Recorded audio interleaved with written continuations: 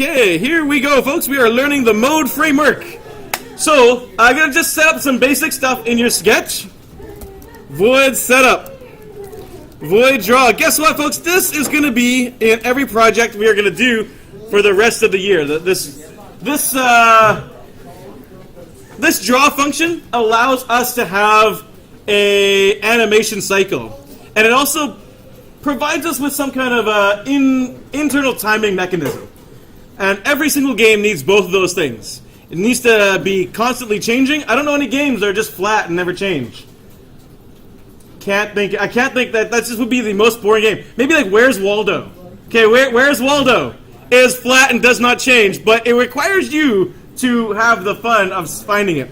But we're going to have animation in our games. And now, before we get started, I'm going to start talking about that formatting. We're going to break up our sketch visually with some comments that will help us. And you can choose how you do this.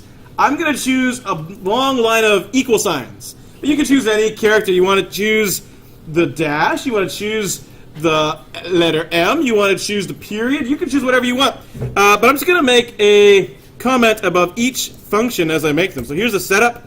So I'm just going to make a big old line and then say setup. And a big old line further down. And same, above draw, I'm going to put a comment. And you could, it doesn't have to be the equal sign. You don't even have to put the title in the middle. You can put it at the end or put it at the beginning. But make some kind of visual cue for you to see where your function sort of begins and ends. There's sort of no ending to this. Later on, we'll make some more functions down here. But you could have sort of an end if you want. End of sketch. I didn't center it. It doesn't actually matter if you center or not. That kind of thing. And then at the very top, this is the area for making variables. So I'm going to make another little title here for variables. So feel free to come up with your own style of how you want to do those lines. And I really think this will help us to make sure we don't get our voids tied up together. I mean, so often I saw students, and this is just because you're new. Everybody does this when they're new. You go to make a new void, like void mouse release, but you accidentally put it in your draw function. Oh, no, didn't work, right? So this really helps you to see where does your functions begin and end. There's very large lines that make that happen.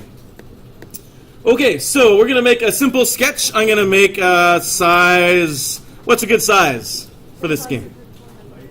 Say again? 600. 600? You know what? Actually, I'm going to keep it the same as my last block. Now that I think about it, I'm gonna let them have called the shots on this one. Don't worry, when block flips around again, you guys get to call the shots. I'm gonna keep it consistent because my other class will be like, why is it suddenly change size? So we'll just start with 800 by 600. Although feel free to make whatever size you want. Don't feel like that's important part of it. It's just a matter of making it big enough so we can see it. And so what I want to do now is I want to make it so that we're gonna have a game that's gonna play, but I want to have the different modes that are in our project. We're going to have the intro screen. We're going to have the game itself. We're going to have the game over screen. We're also going to have an error catching mode that's going to check to see if we've broken our mode or not. If we go beyond sort of the safe parts of our game and we go into some weird unexplored territory, we want it to give us some kind of message like, you have gone off the map. You are not in the right place. And so what we're going to do to make that happen is we're going to have a single int variable, a single number that will keep track of what part of our program we're currently in. And we're going to call it mode. There it is. If this was Pokemon, you'd have a number that would represent when you're traveling on the map. You'd have a different number represent when you're in the battle. You'd have another number represent when you're in the intro screen. You have sort of a single number that keeps track of what mode your project is currently in. Okay? So, we are going to go down to our draw function, and what I'd like to do is, I'd like to set up this framework, and then we'll take a look and see how can we prove that it works. So I'm just going to show you how we can break that draw function into sort of separate areas that are completely walled off from the other areas. And it uses something we already know. It's called the if statement. You know the if statement. It looks like this. Spelled if wrong. I had 50-50 chance of getting it right. But I put FI instead of IF. That's okay. We're all human here, I hope. Anyway, so here we go. Mode equals... Oh yeah, so we gotta kind of choose some numbers. What numbers do you guys want to use? You could use any numbers, honestly. You could say intro screen is 11, and the game is 52, and so on. But you know what? That's kind of going to be hard to remember. So let's all do the same numbers so that when I'm going from desk to desk and I ask what does mode 52 means, like that'd be too confusing. But if we all make the same mode, then we can all sort of communicate together. So I'm going to make mode 0. So if mode equals 0, what I want to have happen is it's going to draw the intro screen. So I'm just going to do, I'm going to make a comment to say intro here. And then I'm going to say else if the mode is 1, do something else. And that is the game. Play the game. And then I'm going to do another else if mode is 2. We'll do something else. It's probably the game over screen. Game over. Wah, wah. How do you spell wah, wah? Clearly it's wah, wah. There we go. And then we're going to have a final else. That's sort of going to be what happens if it's none of those things. And I'm going to put error. And these are just comments. They don't actually do anything, but I'm just kind of planning it out, what this is going to look like. And, of course, we should have our final brace for our draw function. So there's the whole draw function in one thing. So we're going to go over what this means in a second. But I'll let you guys just type this down.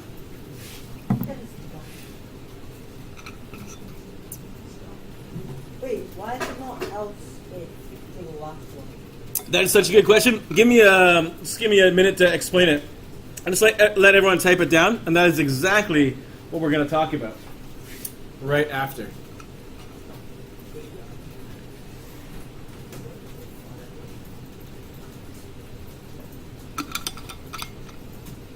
Okay, are we good to go?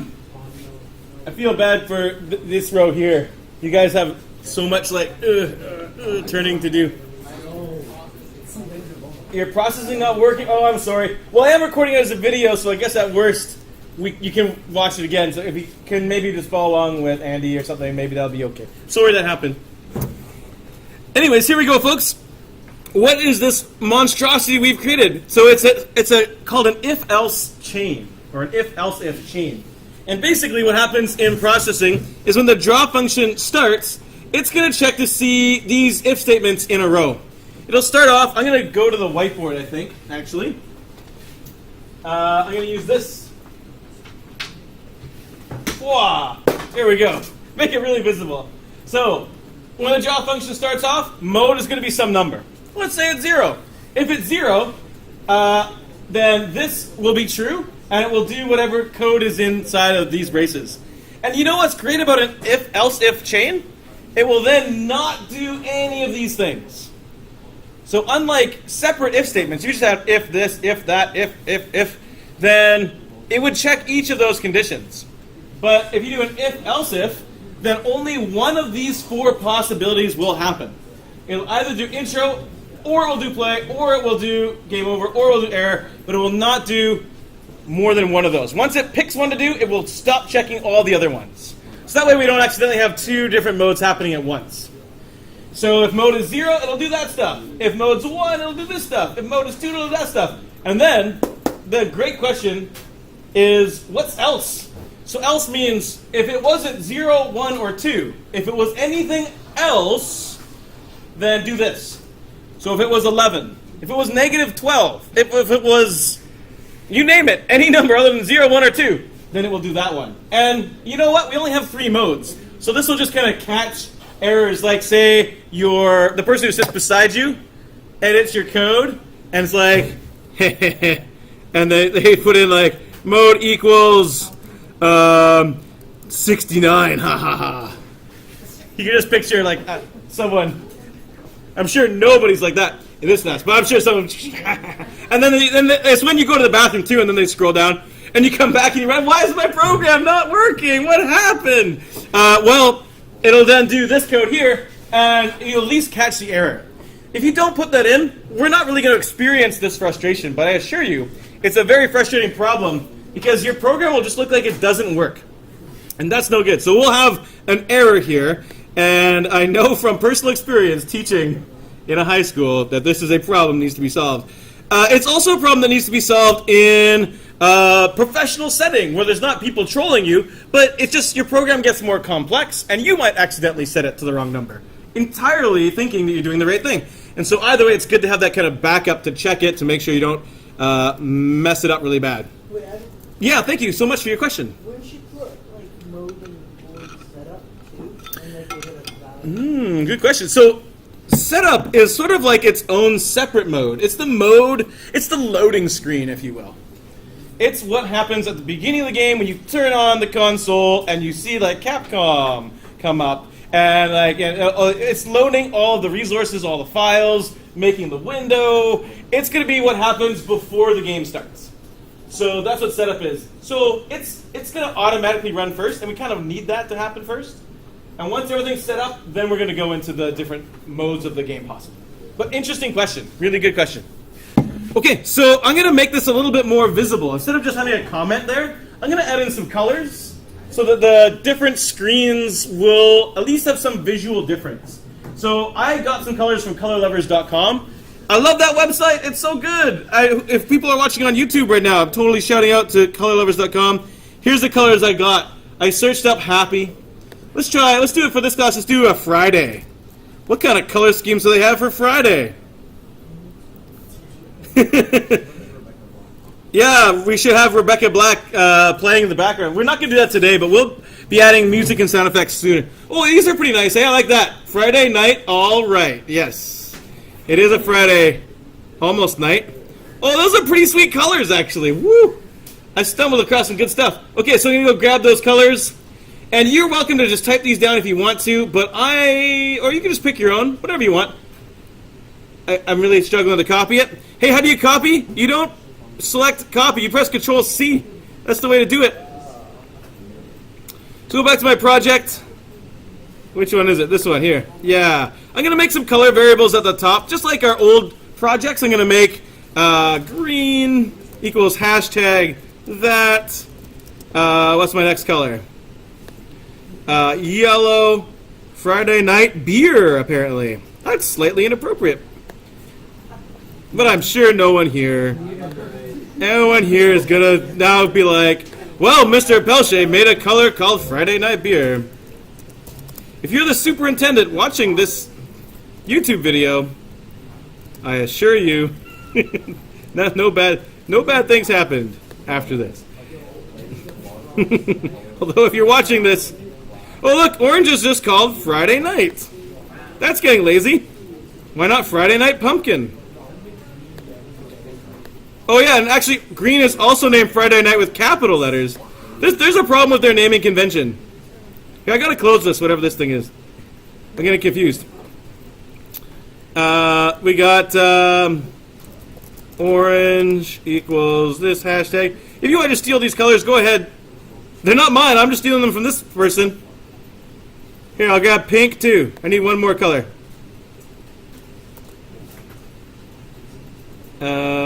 Here we go.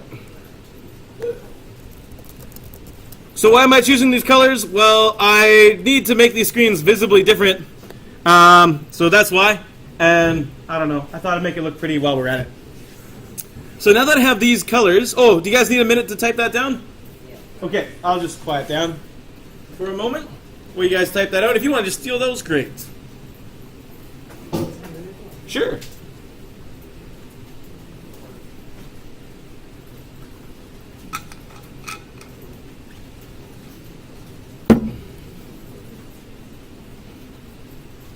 Man, every time there's like dead air time, I should do another joke. It will get so old, but I don't care.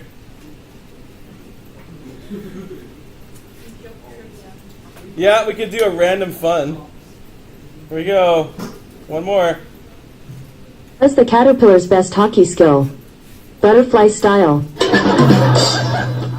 It must be like you're in Canada, so I'm going to give you hockey jokes.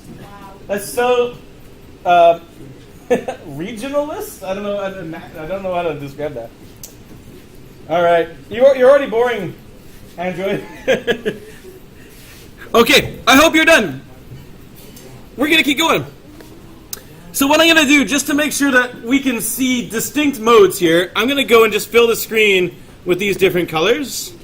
So, mode, intro, that's going to be green. And I'll say playing the game is going to be... Oh, actually, maybe I'll... whatever, that's fine. I'll put playing the game will be pink.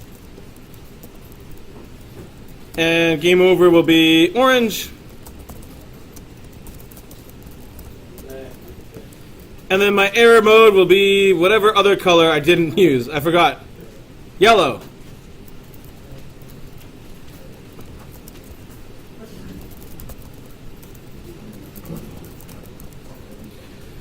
All right. So I've just added in those colors to make those screens visibly distinct. We'll probably go to a little bit more effort to add in some more stuff later on. But let's just run this and see what happens. If I run this project right now, what do you think the color of the screen will be? It will be green, that's right. I actually haven't set mode yet, but by default an int is 0. So I'll actually set it to 0 on purpose. So if I run it, we see an 800 by 600 green screen. If I set it to 1, then what color is it going to be?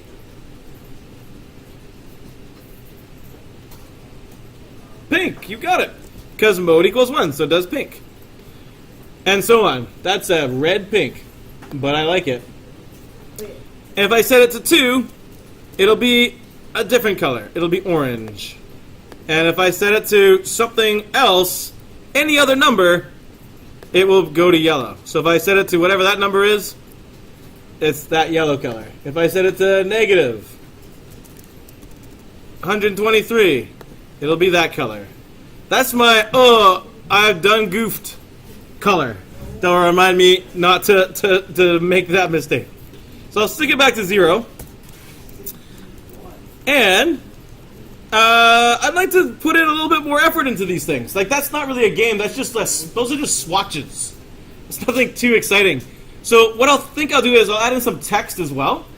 But before I do that, I'd like to sort of make a nice separate space for this. I'd like to be able to make it so that when I want to go put in some code for my intro function or my draw function, there's a whole nother space that's separate for each of them. If you can imagine, like, this is supposed to be like the game playing part, like where we make our games. Like, the game itself, like not this game, but some of the games we'll make are like twice as long as our whole Sketchpad project. So if that has to go all inside of that if thing here, that's huge. That's so much code that's going to have to go in there. And you probably started feeling this as well when you were doing your Sketchpad project. Did you ever have like an if, and then inside the if was another if? And then inside that was something else with braces, and there was like, you were indenting like 4 like indents deep, and you went to close the braces at the end, you were like, and it was just sort of like, I hope this is the right number of braces. It just got confusing fast. So instead of us making just all the code for what the intro screen looks like, I mean, that intro screen could be as complex as our robot drawing project from the beginning, right? If we wanted to draw out a nice picture, like, it could be many, many, many lines deep, many screens of scrolling to do. I want a separate place to put all that stuff. So I'm going to make some new functions. I'm going to go to the bottom of draw function, and before the end of the sketch, I'm just going to move that down, and I'm going to start putting in some new functions. I'm going to make a intro screen function. So it would be void intro screen. I'm going to make a game function.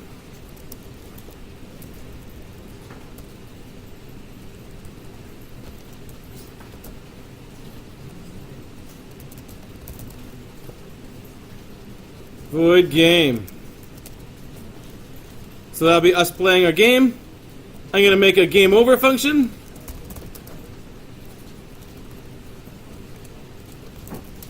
Void game over. I'm going to make an error function as well.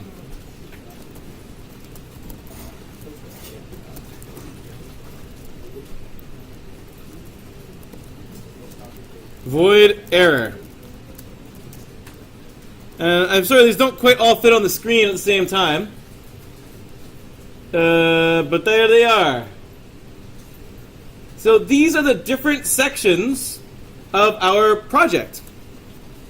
And whenever we want to go add stuff to the game over screen, or to the game screen, or to the intro screen, or to whatever region, that's where we will go. So I'm going to make some very, very boring intro screen and game screens and stuff like that.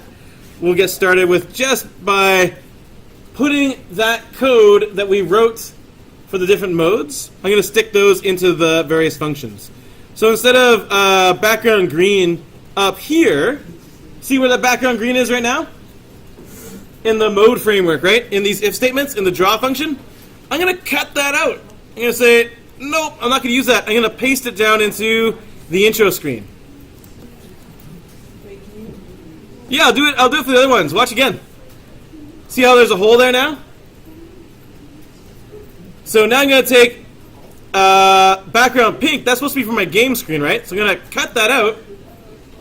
Control X, best way to do that for sure. I'm going to scroll down. I'm going to put that into my game function. And I'm going to go back up. Mode 2, that's supposed to be my game over function, right? It's orange. I'm going to take that. I'm going to cut it out. Control X. And I'm going to go paste that into my game over function. Control V for paste, by the way. So good. So good. And then, last but not least, here's my error checking thing in the else.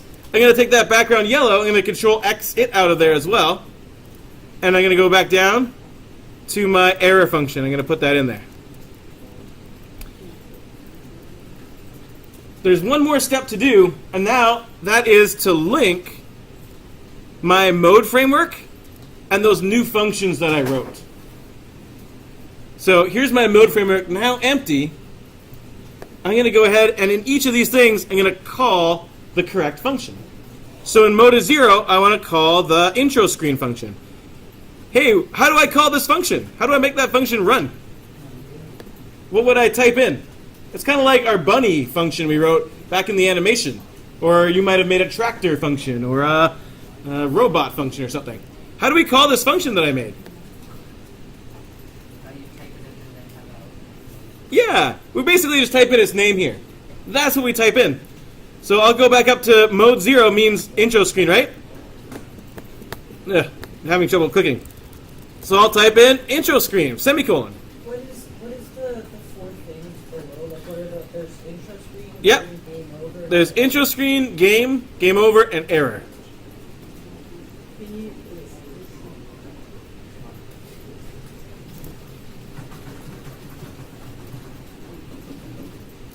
I might be going a little fast. I'll just pause. But if you get the idea, you can go and continue on. If you understand sort of like, hey, if mode equals 1, what do you want to do? Well, you want to call the game function. If mode is 2, you want to call the game over function. If mode is anything else, you want to call the error function. wait, why does it say that I'm missing a right? I mean, you probably just are. So I didn't mean that to sound sarcastic at all. It's probably just the truth. So I'll come over in a bit, but let me just finish off what we're doing here. And if you missed a brace, it happens, right? We've all missed a brace. There's no disgrace for missing a brace. We just gotta erase, or maybe I don't know. I tried to rhyme too much, but it was fun. Okay, so let's keep going. So those are my functions. I want to call them at the right time, right? So up here, what do I do for mode 1? I'm going to call the game function. What do I do for mode 2? Well, I call the game over function. What do I do if it's anything else? I call the error function. This is the mode framework. And after we've done this, the draw function will never change. unless we want to add a new mode. But at this point, we are now able to go work on all those different things separately. I can go now work on my intro screen and not worry about breaking anything else. I can go work on the gameplay, and everything will also function and not break. It's this sort of structure here, this is what's called the mode framework, that breaks up our project, or decomposes our project, if you want to use the proper computer science term, into smaller mini projects. Each one of which is kind of like the projects we've already done, right? What's an intro screen? It's probably just an animation project. What's a game screen? It's probably an app-like project, like the Sketchpad, but with, gameplay instead of just drawing stuff. What's the game over screen? It's just another animation or a drawing project. What's error? Same kind of thing. So we've now broken our whole project into like 4 mini projects, and each one of those we can go and program separately. So I invite you guys to go and make your intro screen a little bit more interesting, and your game screen and your other screens. I'm going to do something up here. You're welcome just to copy me, because it's not going to be good. So if you just want to do the bad thing that I do, you're welcome to just kind of copy what I do. But if you like to make your own better thing, feel free to go ahead right now. I'm going to probably spend maybe like 4 minutes beautifying this project just to make it look like there's separate sort of screens and give that a bit of flavor, so to speak, so that we can sort of imagine what's happening here. So if you want to follow along with me, and again, you don't have to, I'm going to go and put words on each screen. So you're going to label the screen intro. I'm going to label the screen game and game over and error. So what I'm going to do is I'm going to increase the text size to be 100, something big. I'm going to do that in setup because I want all my text to be big. I don't know if that's a mistake or not, but for now it's good. So that's me in setup making text size 100. And in my... and am I going to change my draw function to add my text in there? No, I'm not going to change this at all. This is now flawless and never changing. This is just deciding which one of these functions to run. So I'm going to go down, and I'm going to go to my intro screen, and that's where I'll add some text in. I'll say fill, white. Oh, wait, I don't have white. 255? I guess will be white. And I'll put in some text. I'll say intro. Where should I put the text? I don't know. 100. Let's be at the top corner. So now my intro screen will say intro. In my game, I'll put fill 255 and text game, all caps, 100. And maybe I'll make like a fictional game here. We are all very good at drawing ellipses moving across the screen and then recycling itself back to the other side of the screen. So I'll just quickly make that happen. I'm going to draw an ellipse. It's going to have its center at x, comma, 300. I'll make it maybe 200 by 200. Oh, look, I need to declare x because I haven't declared that yet. So I'm going to go to the top of my program where my variables are. Int x equals 0 or whatever you want. Then I'm going to bounce back down to my game screen. And you can probably finish this off. I'll give it a color. I'll fill black. I'll give it a stroke of white. And maybe a stroke weight of 10. And it'll draw a nice circle for me. So I've added in some text. And I've added in this ellipse, which is poised for movement. Does it move yet, though? Does this thing move? No. Not really. How do I make it move? What do I got to add in? Exactly, whatever number we want. You got it. So I could say x equals x plus 4, apparently. I typed a 4. Good enough. And then, hey, if it gets beyond a certain number, let's do the math. It's 800 wide. Our radius is 100. So if x is greater than 900, then we'll set it back to negative 100. Why is it 900? It's 900 because the sketch is 800 wide. And that means that when the circle gets to 800, it'll be half off the screen.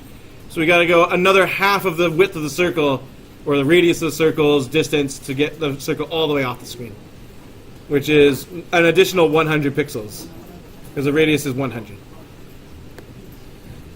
Hey, I made a little animation in that one. Okay, and then I'm going to go down a little bit further. So that's my game. In my game over, I'll put in some text in there. I'll say Phil White, and I'll just put in text, you lose, and I'll put in 100, 100 as well. But I could put animation there if I wanted to, but, you know, time is short, so we won't do it. Last but not least, we'll put in some kind of error message. I'm going to fill with black text. And we'll say something funny, like, I don't know, WTF. What's going on? So if we see the screen, we know something's gone wrong. So these particular screens, by the way, are not the ones you're going to use for your game. They're just examples for us to experience this project as if it has different modes. You will be programming in your different screens according to some different criteria. But we don't really have anything yet, so we'll just make something really basic. So let's see if this works now. It just say fill and text. Doesn't really matter what you print. You don't have to do the exact same thing as I'm doing. If you want to, though, there it is. But feel free to print out your own cheeky error message. Oh, you know what would be really good? If we printed out what the mode was. Check this out. I'm going to put in a space here, and then I'm going to put plus mode. And we'll actually print out the mode after WTF. So you don't have to do that, by the way, but that's a nice debugging technique to be like, oh, somebody changed my mode to, 11. Or I changed my mode to 11, and that was silly. Okay, so we got these screens set up now. So let's go and experience them. Here is, I'm going all the way to the top. Here's mode 0. If mode is 0 and I run the project, indeed it says here's the intro screen. If I switch it to be mode 1 and I run it, the same project has an animation in it. Woo, woo. That's a nice shade of pink. I like that. And if I switch it to 2, sure enough, it's the game over screen. You lose. And if I switch it to any other number, negative 3, it should say something and then tell me what the mode is. All right. So this game is pretty bad, though. Could you imagine playing Pokemon and you had to, if you wanted to get into a battle, you have to go into the source code and manually change the mode variable to set it to whatever the battle is, and then run it again, and then you're in a wild whatever appears, and then you go and fight. That's terrible. We need to make some way of managing the modes from within our project. So what I'd like to do is I'd like to run the project, and I'd like to be able to click on a screen and start the game. And although the game will probably decide when itself it loses, we'll just make it when we click in the game screen, it'll then go to game over. This is the most pointless game ever. You just lose instantly if you ever interact with the project. And then when we're in the game over screen, if we click, it'll go back to the intro screen. Let's make that part of our project work. So I'll set it back to 0. And what we're going to do is we're going to add in the mouse release function. And just like we divide the drawing of our project into the mode framework, we can divide our clicking into the mode framework as well. So we can choose, what does a click mean when we're in the intro screen? What does a click mean when we're playing the game? What does a click mean when we're at the end of our game? And we can define all those separately. So I invite you to follow me all the way down to the end of our sketch. There it is, end of sketch. So just above end of sketch, I'm going to scooch in there. Is that a word? Scooch? Why does it say plus mode? It's okay. It just shows what mode it is. They'll just print out the value of the mode. If you don't have it in there, no harm done. So I'm going to add in the mouse release function because that's how we do clicking. We're going to do keyboard movement as well, or keyboard interaction pretty soon as well. And I'm going to put in void mouse released. And check out void mouse released. I'm going to make a big void mouse released here. So what I'm going to do is I'm going to add in the mode framework for void mouse released. So if mouse release is being called, I've released the mouse, right? Which means I've clicked the mouse. So now it's just a matter of deciding what do I do. So I'm going to put in the mode framework. So I'm going to say, hey, if mode was 1, then code in here what clicking in the intro screen means.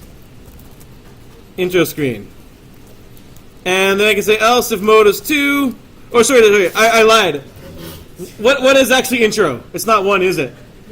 0, yeah, sorry about that. So I'm going to make that change right there. Should be 0.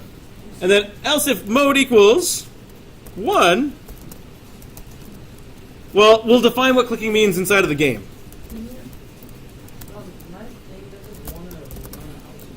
Okay, we'll come and take a look at it in a little bit. We'll keep going here, but I'll definitely give you some time at the end if somebody got off track. Next one is, hey, what if mode equals 2? What do clicks mean for when we're in the game over screen? And last but not least, what do clicks mean when we have an error? So I'm subdividing even the mouse release function. And I gotta like pull in this all the way. There we go. So there's my mouse release function. So if I click in the intro function, what should happen? When I click in the intro screen, I mean, the game should start, right? So how can I make it switch from the intro screen mode to the game mode? Yeah, I think that's right. Yeah, was it you say it too, Mark? Yeah. We can just change the mode variable. So what I can say is mode equals 1. So this is me switching to game. You can just set that number to change what screen you're on. And you can do it when you click the mouse. If we're in the game, clicking's more complicated. We'll come back to this in the future of this project. But right now we'll just set mode to 2 when we click when it's game mode. So we'll just switch to game over. Switching to game over. I know, right? It's like the worst game ever. And then if mode is 2, if we're in the game over screen, then it should bring us back to the intro screen. So we'll switch to mode 0. So this is switching to intro. And then for an error, well, it's up to you. What do you think should happen if it's an error? When we click it, what should happen?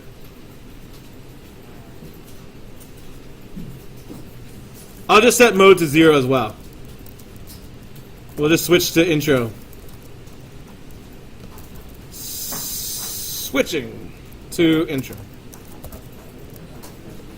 Okay, so I'm going to run this, and we'll see what happens. I'll let you guys type it down a little bit more. But the important part of this is realizing that changing to a different section in your program is as easy as changing a variable to a different number. That number controls which function is being run, and therefore, changing that number will change which function gets executed, gets run. So I'm going to run the whole project now.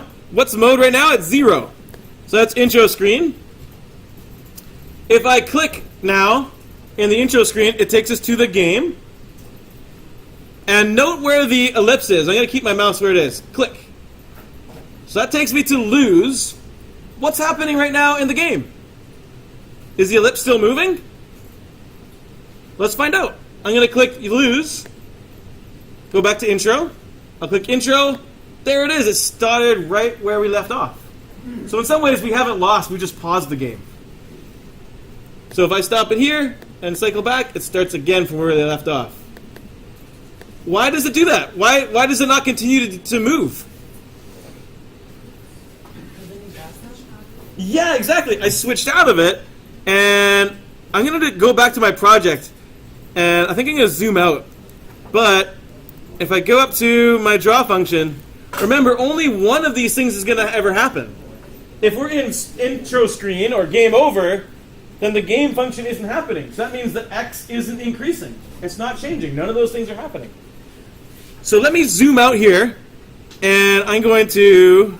I know you won't be able to see this, but I want to make sure it's really clear. And go to like 12-point font. Nope, too small. Gosh. 14-point font. Wait, that didn't change.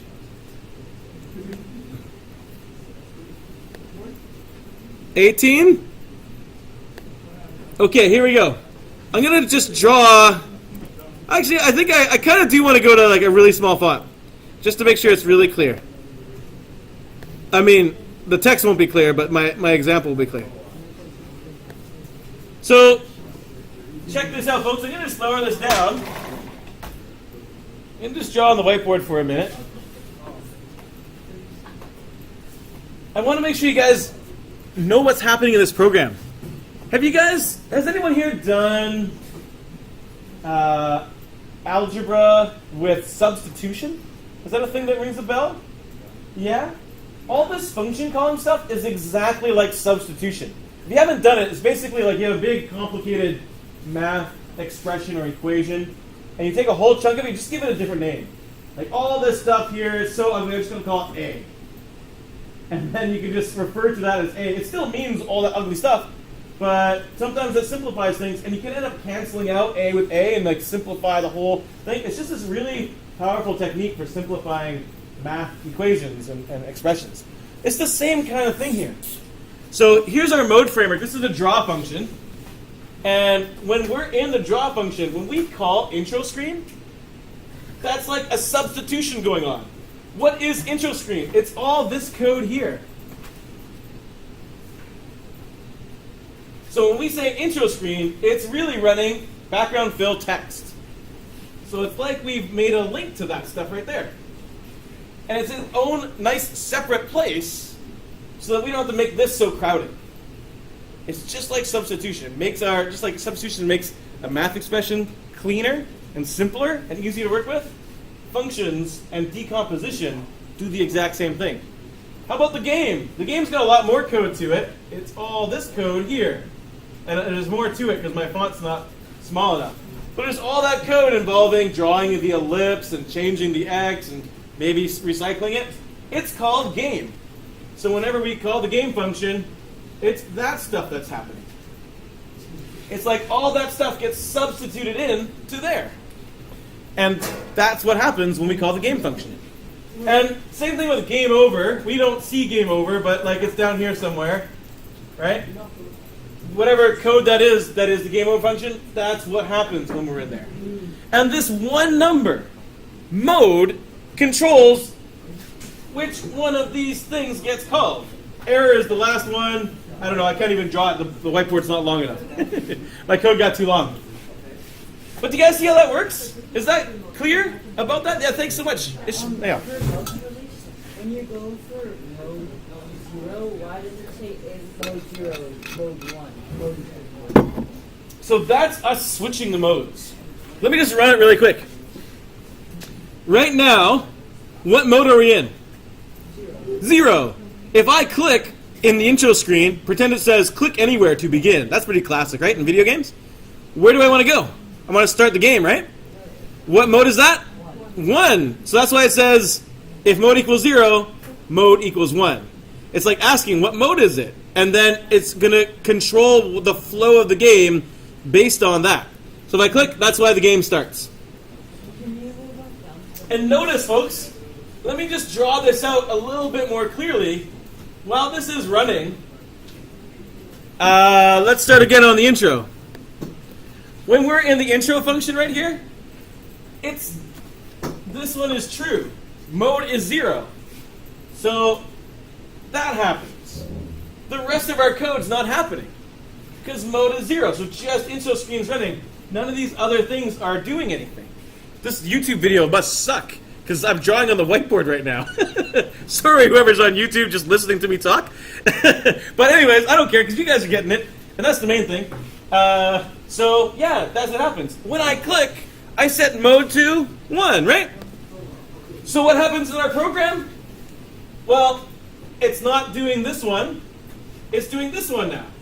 So this code is like we're tagging it in. We're saying, okay, it's your turn, game. And now this code runs. None of the rest of that runs. Just the game stuff happens now. Because mode is 1. So now just this is happening. How are you guys feeling about that? Is that making sense? Yeah? Ooh, that's pretty good if it's making sense, because it's a hard concept. The same thing if we're doing game over or error. We're just choosing which one of these things to substitute into our draw function. We're choosing which one of these functions we tag in to make happen. And oh my gosh, it's so wonderful that we can now just program in these separate areas. Because if it's all together, like you experienced with the Sketchpad project, what happens? Confusion happens. It gets ugly. It gets messy. To be honest, you can already figure out which game. Oh, sorry, I already just said it. Spoil it. You can tell game's going to get fat. It's going to have a lot of code in it because there's just going to be more stuff happening in it than the other ones. This is not that big a deal for this project, but in the future, you can do more decomposition. You can take one of these sub-functions and you can break it into additional sub-functions. You can like split that into other things as well. You can have a check for collisions, fire weapons, gravity, all these kind of different things can be separate functions that kind of control whatever is happening in the game as well, and then further break it down. We don't really need to break it down too much because this game's going to be not much more complicated than this. If you know how to make a button, you can make the target clicking game. We just have to add in something else that will let the thing move around and bounce around. We're going to be doing a lot of bouncing of circles in our lame games we're going to make for the first little while. So we'll bring that into the project as well. We'll also add in music so that when we're in the you lose screen, it'll play the you lose song. And when you're in the intro screen, it'll play the peppy, like, woo, we're going to be playing a game song. And then when this game, we'll be like, yeah, we're playing a game song, yes, yes. And we can play 3 different soundtracks. You guys can just grab your own music if you want to. I'll have some stuff in the handout folder if you don't want to waste time searching for music. Some generic,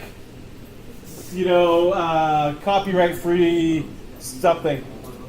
Yeah, there you go. Maybe I'll choose like really bad music from the past. Oh, yeah, that'll be good. Sure, yeah. So I guess that's pretty much the end of the class, to be honest. There's not much else that we're going to talk about today. I'll bring my size of my text up to visible. And if you have any questions, maybe what you were trying, like what you did on your screen, it didn't happen. Like you went to run it and you're missing braces or something like that. That's going to be something you might need some help with. I don't know. But, yeah, Ishmael, where do you want me to leave it?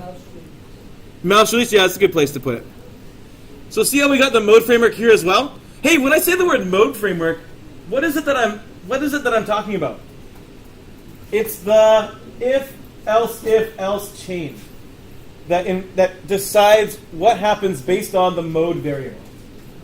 So I just want to make sure that's really clear. Probably should have made that clear earlier in the lesson. That hasn't used the word mode framework over and over again. I apologize. But the mode framework is that if-else statement. It shows up in our mouse release. It shows up in our draw function. It might show up other places as well. Keyboard input and stuff might be different based on your mode or not. I don't know. We'll see. So we'll just try and finish that up. If you can make this happen, then for next class, we'll start taking a look at the game itself. And you're going to be in charge of making your intro screen a lovely screen. And you can use all your skills that you have learned. Maybe load images. Maybe put some animation into it. You could just use shapes. You could do anything you want, really, with your intro screen. It could be just like an example of the game. You could have a mouse cursor chasing after the target. Your choice of what you want to do. And same with the game over screen. There'll be a couple of bits of criteria around what you need to do with that. One of which will be, I think we're going to do custom fonts, just so you find out how to do that. We'll also do things like a high score versus like a current score type of thing. But other than that, you'll be in charge of sort of just decorating it to your heart's desire. And feel free to make it as funny as you want to make it. No marks really around the arts. This is it's not an art class, so you just make it however you want to make it. Definitely marks for effort, though. If I like, oh yeah, you put some effort into that I'll be happy. And then we'll also work on the game itself, because right now this is kind of like the game. Like I want to be able to click in the target, but we got to make it so that we gain points when we actually get the target, and we lose lives when we miss the target. And here, I'll just quickly run the original game. Here we go. So something like this. It's going to start off going some direction as we click on it. We're going to get the mouse as opposed to the trackpad. You know, it's going to get faster and faster as we go. 28's my high score today. I think I can break it. Oh, I lost a life.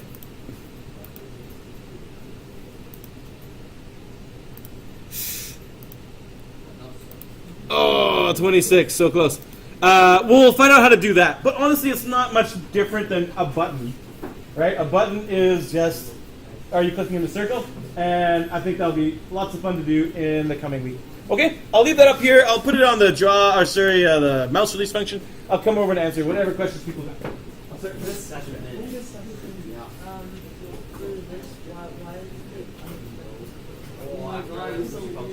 It's probably because you're gonna go on. I don't know why it would say that, but I guess that was a problem. And then that's not actually a comment. So you haven't seen these errors yet, so chances are.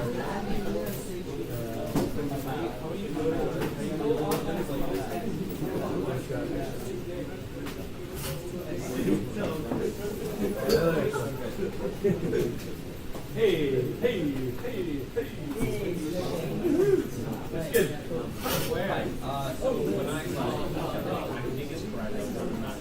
Sure.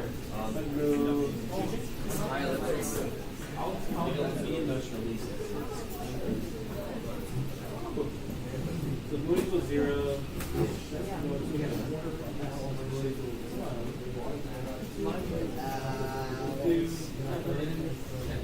It's pretty good.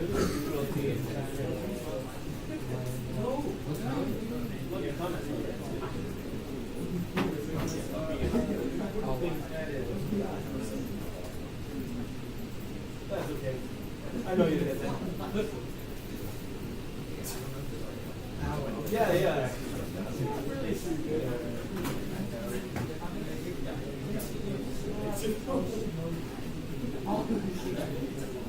He does. Says if movie will get oh, I think the least is spelled wrong. I think it's R-E-L. Oh my god. That's okay. I've done it too. But actually, notice how it highlights it? Yeah. So that's a good thing to tell. I had my son, my 6-year-old son, correct my spelling. I don't feel bad at all. I spelled essential wrong. I'm like, why do you know how to spell essential? I don't understand. I failed. Yeah, it's a different word in general. Especially for I know, but I was like kind of proud. I was like, that's pretty cute. it's well deserved, right? Yeah. I'm not sure. I think it's because he has the Lego movie The Essential Guide. And so he probably just like put it out there. But that's cool that he's learning. Yeah. So wanted to do that today, but I didn't have a YouTube video. Oh, hey, I'm still recording that YouTube video. Hey, are you still watching this video? What's wrong with you? Why haven't you quit yet? That's hilarious. We're going to stop that right now. Bye. Like and subscribe.